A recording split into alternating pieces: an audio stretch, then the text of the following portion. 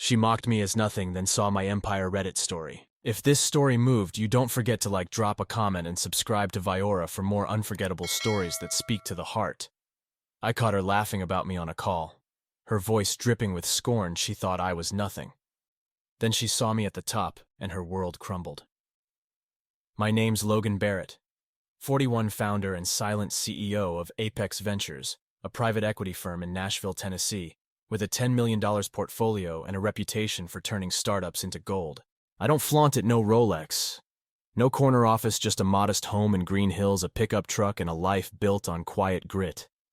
My wife Sophie, 37, is a knockout, sharp-witted all curves with a laugh that could sell whiskey or break hearts. We've been married 10 years, our days once filled with late-night talks and weekend hikes.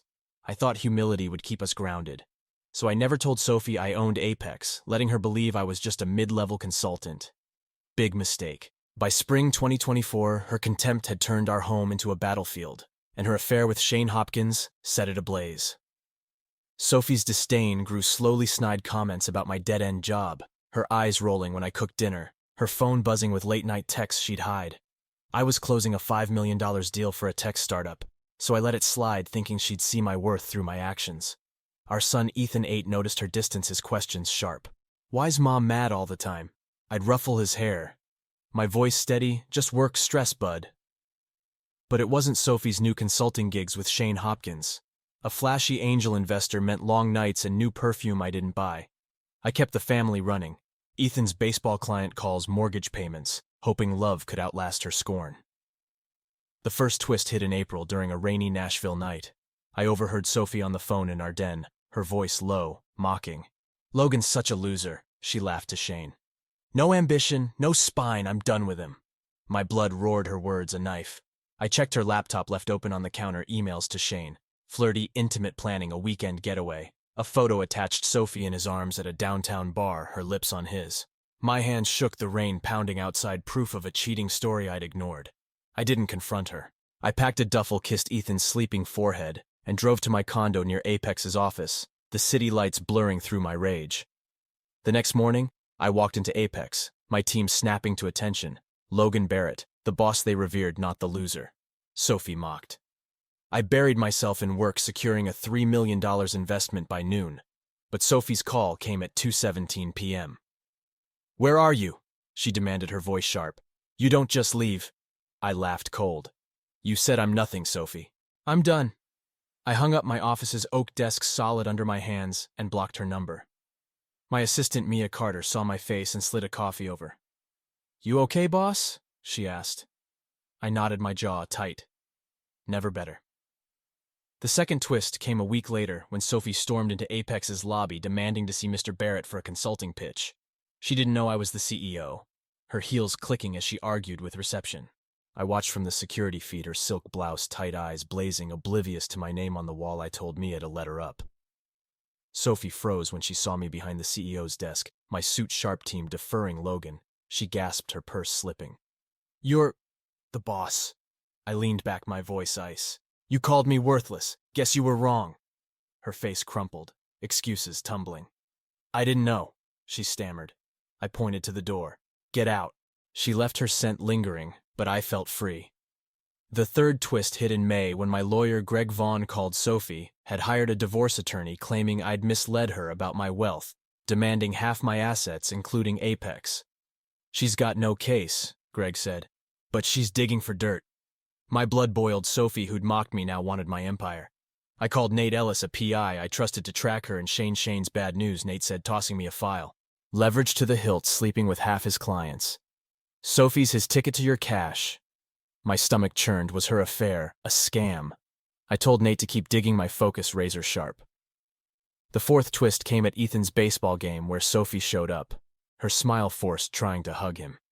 Ethan pulled away, his voice sharp. You don't get to leave and come back. Sophie's eyes welled, but I stepped in, my hand on Ethan's shoulder. Go, I told her, my voice low. The Nashville sun harsh. She fled, but Ethan's words echoed. Why'd she hurt us, Dad? I hugged him, the field dust thick, and swore I'd protect him. Sophie's divorce play was war, but I was ready. Logan Barrett, the man she'd underestimated, now standing tall. Greg Vaughn's office was a sleek Nashville high-rise, the city skyline sharp through his window as he flipped through Sophie's divorce filing. "She's after Apex Ventures," he said, his voice steady.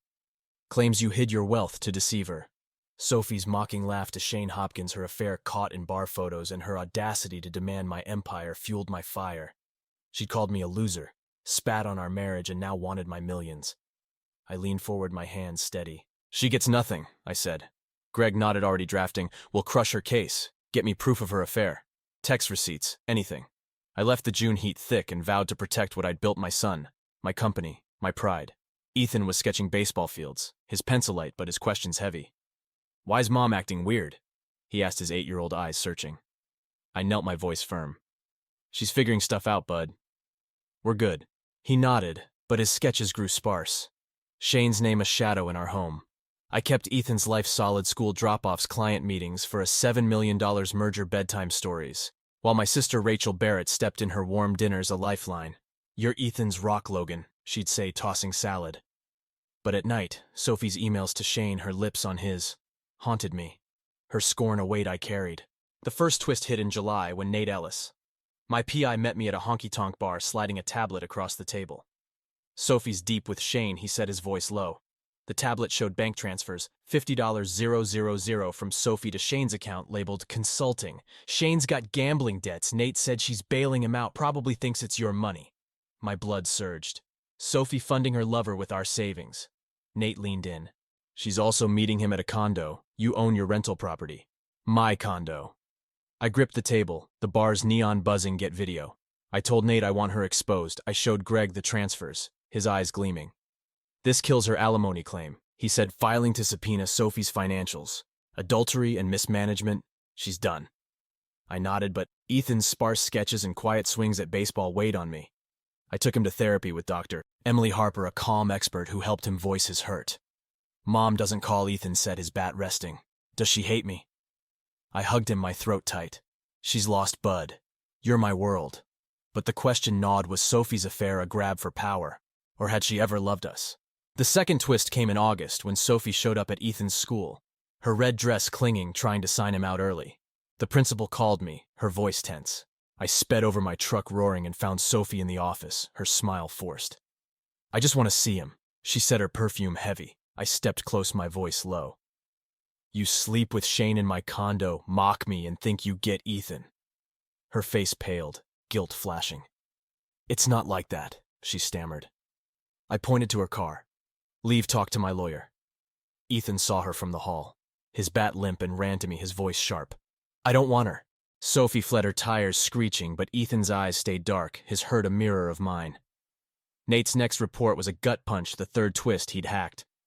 Sophie's cloud-finding text to Shane, planning to leverage Logan's assets post-divorce. "Apex is ours if we play it right," Shane wrote. Sophie replied, "He's clueless, will win." My stomach churned. Sophie plotting to steal my company with her lover. Greg filed to expose their conspiracy, his voice fierce. "This proves fraud," he said. "No judge will give her a dime." I agreed, but Ethan's swings grew wild, his therapy drawings jagged. I upped his sessions, my own nights sleepless, merger deadlines, legal prep, the weight of being his only anchor. Rachel saw it pouring coffee one dawn. "You're stronger than her lies, Logan." She said. I tried to believe her, but the edges frayed. The fourth twist hit in September at a client dinner where I ran into Claire Monroe, Apex's CFO, who'd overheard Sophie at a bar. She was bragging. Claire said, her voice low, said she'd ruin you in court, claim you abused her. Abused her. My blood boiled. Sophie, who'd mocked my every move, now spinning lies to destroy me. I thanked Claire, called Greg, and pushed Nate harder. "Get her on record," I said. Nate delivered days later a recording of Sophie telling Shane Logan's too soft to fight. "We'll take everything." I handed it to Greg, the Nashville skyline glinting. Ethan's bat in my mind. Sophie's war was personal, but I was Apex's king, not her pawn. By October, the divorce loomed set for December. I hired a forensic accountant, Tara Lynch, to trace Sophie's transfers, linking them to Shane's debts. Nate caught them at my condo. Sophie's laughter, sharp and grainy footage that twisted my gut. I kept it from Ethan, but he sensed it. His drawings now empty fields. He asked, "Is Mom bad?" I hugged him, the question a blade. "She's mixed up, Bud," I said, but doubt crept in. I fortified Apex new security, Tighter contracts, more time with Ethan, while Greg built a case to bury Sophie's lies. This wasn't just about money. It was about proving I was more than her insults. That night, I stood in my condo's empty living room, the Nashville lights bright. Ethan's latest drawing in my hand, a field with just him and me. Sophie wanted my empire, my son, but I'd built Apex from nothing. Could I forgive her greed, or was this a battle only one of us could win? The Nashville skyline glittered through my condo's window. Ethan's empty field drawing clenched in my hand as Sophie's divorce war raged, her affair with Shane Hopkins, her $50,000 transfers to his gambling debts, and her plot to leverage Apex Ventures. My empire had exposed her greed, Greg Vaughn. My lawyer held a vault of evidence, Nate Ellis's recordings, Tara Lynch's financial traces, Sophie's texts, scheming to take everything.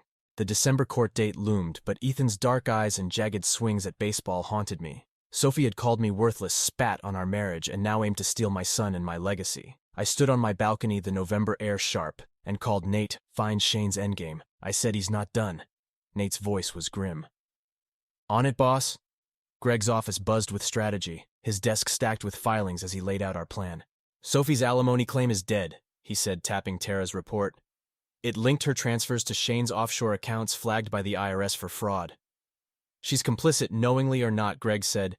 "No judge will reward her." I nodded, my jaw tight. But Ethan's drawing burned in my mind, him and me, no Sophie. I pushed Nate harder. "Shane's got an exit plan," I said, "dig deeper." Nate delivered days later, meeting me at a Nashville diner, the coffee bitter. "Shane's selling assets," he said, sliding a USB drive, planning to bolt to Panama with Sophie's cut. My pulse spiked. Sophie a pawn in Shane's escape. I handed the drive to Greg, who grinned. "This is our kill shot." The first twist hit in late November at Ethan's school talent show, where he played guitar, his notes steady despite his quiet hurt. Sophie showed up uninvited, her red lipstick stark slipping into a back row. Ethan froze mid-song, his eyes finding me. I strode to her, my voice low, the auditorium dim. "You don't get to ambush him," I said. Her perfume hit me, her eyes wet. "I just want to see him, Logan," she whispered. "I'm losing everything," I pointed to the exit. "You lost him when you chose Shane." She left her heels silent, but Ethan's missed notes echoed his guitar limp as he ran to me. "Why's she here, Dad?" he asked, his voice small. I hugged him, the stage lights harsh. "She's trying, bud. We're okay." But his hurt fueled my resolve. I doubled down on Ethan, coaching his baseball building forts while closing a $10 million deal to keep Apex ironclad. "Rachel." My sister saw my strain, her lasagna steaming one night. "You're Ethan's hero." "Logan," she said, squeezing my arm. But Sophie's lies, claiming I'd abused her, cut deep. Was I enough? Dr. Emily Harper, Ethan's therapist, reassured me. "He trusts you," she said, showing his latest drawing, a field me at bat. "Sophie." A faint outline. Ethan's words in therapy were fierce. "Mom lied about Dad. I stay with him." I clung to that, but his quiet swings lingered, a scar I couldn't erase. The second twist came in early December when Greg got a tip from a court clerk. Sophie's lawyer, Paul Reed, planned to call Shane as a witness, claiming I'd harassed Sophie into her affair. "It's a hail," Mary Gregg said, his eyes narrowing. "Shane's toxic IRS is circling him." I met Nate at a rooftop bar, the city lights cold. He slid me a folder. Shane's emails to a Panama banker arranging a $500,000 transfer post-trial. "He's using Sophie to distract you." Nate said, "She doesn't know he's bailing." My stomach twisted. Sophie a tool in Shane's fraud. Greg filed to subpoena Shane's emails, his voice fierce. "If he testifies, we'll bury him." I nodded, but Sophie's red dress at the talent show flashed in my mind, her tears real. Was she a victim or a viper? The third twist hit days before the trial when Sophie showed up at my condo, her Porsche idling, her silk scarf slipping in the Nashville dusk. Ethan was at Rachel's safe. I met her at the door. My arms crossed the air, heavy with cedar. "I'm dropping the divorce fight," she said, her voice cracked, eyes hollow. "Shane's gone. I was wrong, Logan." My heart raced. Suspicion, drowning pity. "Why now?" I asked. Stepping closer, her scent stirring old wounds. "I saw Ethan's drawing," she whispered, tears falling. "He doesn't want me. I've lost you both. I studied her, the woman I'd loved, now broken. You lost us when you laughed with Shane," I said, my voice steel. She nodded, her scarf pooling. "I'm sorry. Sorry I shut the door," her engine fading, but her surrender felt like a trap. I called Greg, who scoffed. She's playing the judge. He said, stay sharp. The trial began December 12, 2025 in a Nashville courtroom, the marble cold under my hands. Greg presented our case: Sophie's affair, Shane's fraud, Ethan's therapy drawings, her $50,000 transfers. Ethan, called to speak, stood tall, his voice clear. I want Dad, he said, glaring at Sophie. She heard us. The judge, a stern man, nodded, his pen steady. Paul called Sophie, who wept, claiming I'd hidden my wealth to control her. Greg shredded her, flashing Shane's emails and Tara's financials. Did you fund Mr. Hopkins' fraud to secure Apex assets? Greg asked, his voice a blade. Sophie stammered. The courtroom humming, Paul backpedaled, his case collapsing. Ethan's drawings, submitted through Dr. Harper, showed me swinging Sophie gone.